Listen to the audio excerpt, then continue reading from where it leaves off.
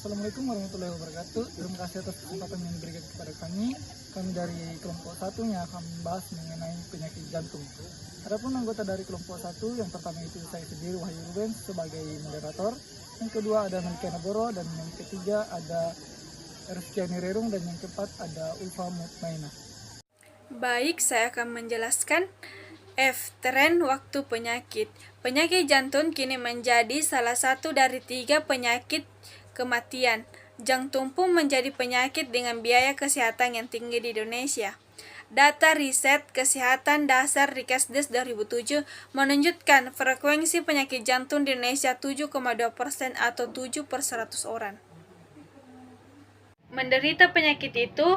Sementara itu, data Rikesdes 2013 menunjukkan 1,5% dari seluruh jenis penyakit kardiovaskular yang menderita penyakit masyarakat ia penyakit jantung. Risiko penyakit jantung koroner. Berikut ini adalah penjelasan lebih lanjut mengenai beragam faktor risiko penyakit jantung yang layak diwaspadai. Yang pertama, pertambahan usia. Yang kedua, jenis kelamin pria. Yang ketiga, keturunan riwayat keluarga.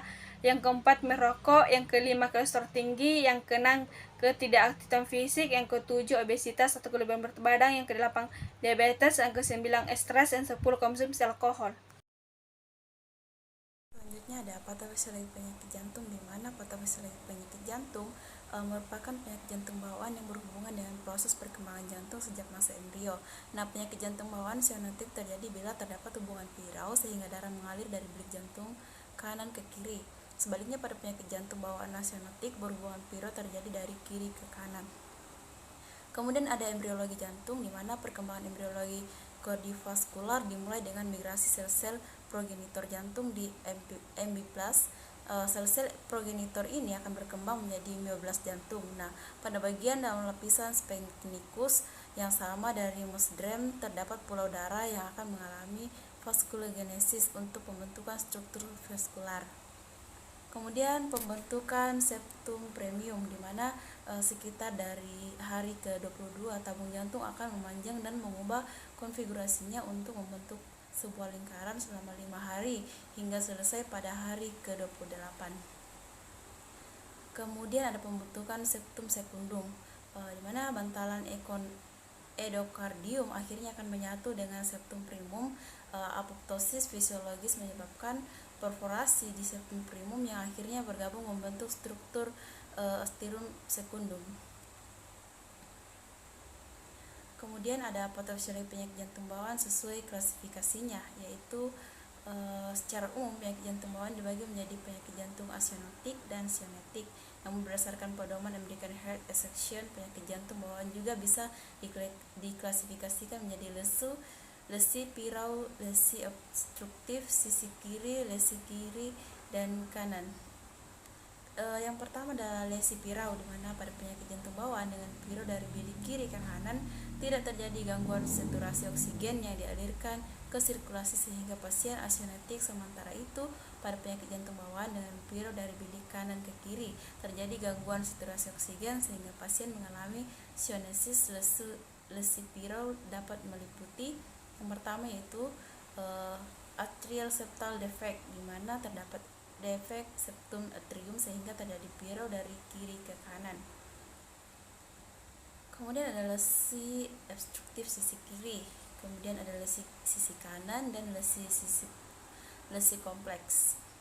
Nah, dari lesi kompleks pada penyakit jantung bawaan dapat meliputi TGA atau transposition of great arteries, di mana aorta muncul dari ventrikel kanan dan arteri pulmonal muncul dari ventrikel kiri serta sering disertai dengan PDA. Demikian dari saya, terima kasih. Selanjutnya saya serahkan kepada rekan saya.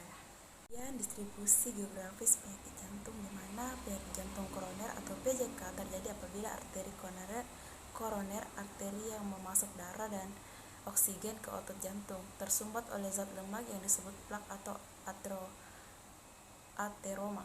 Nah, plak ini menumpuk secara bertahap di dinding bagian dalam arteri yang akhirnya membuat arteri menjadi sempit. Kemudian proses penyempitan ini disebut dengan aterosklorosis. Aterosklorosis bahkan sudah dapat terjadi pada usia muda dan menjadi bertambah hebat pada saat seorang mencapai usia pertengahan. Kemudian jika arteri sudah benar-benar sempit, suplai darah ke otot jantung mulai berkurang. Nah, kondisi ini dapat menyebabkan gejala seperti angina atau nyeri dada. Jika arteri telah benar-benar sempit dan memblokir suplai darah ke jantung, maka terjadilah serangan jantung. Baik, kita masuk ke bagian A, yaitu pengertian penyakit jantung. Penyakit jantung adalah penyakit yang mengganggu sistem pembuluh darah atau lebih tepatnya menyerang jantung atau urat-urat darah. Penyakit jantung terjadi akibat proses yang berkelanjutan di mana jantung secara perlahan akan kehilangan kemampuannya untuk melakukan fungsinya secara normal. Pada awal penyakit jantung mampu mengkompensasi ketidakefisien fungsinya dan mempertahankan sirkulasi darah normal melalui pembesaran dan melalui peningkatan denyut nadi atau bisa disebut dengan compensated heart disease. Kita melangkah ke bagian B, yaitu klasifikasi penyakit jantung. Menurut Huan Gray tahun 2002,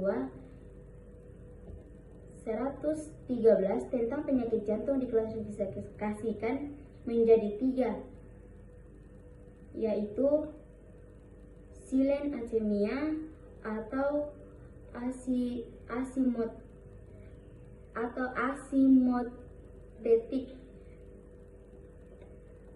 yaitu banyaknya penderita silent yang mengalami tetapi tidak merasakan ada sesuatu yang tidak enak atau tanda-tanda suatu penyakit.